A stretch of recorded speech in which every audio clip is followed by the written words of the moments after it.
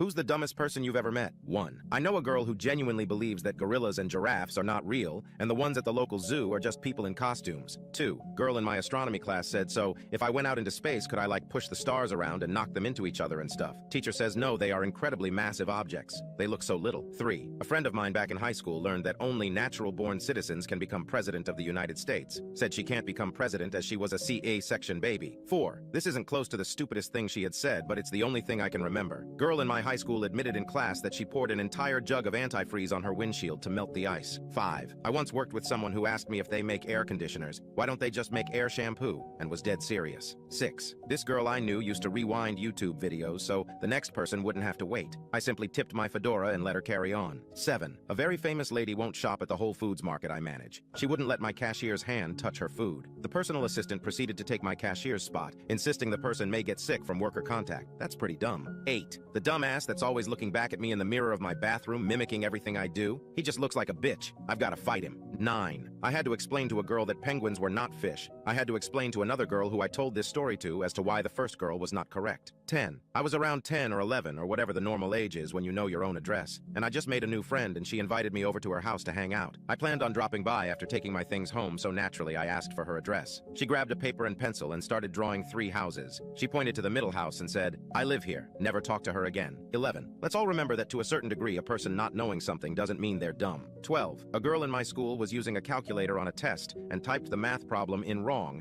and she then proceeded to write down syntax error as an answer. 13. I once watched a girl at the gas station pump her Ford Focus full of diesel because it was the lowest price at the time.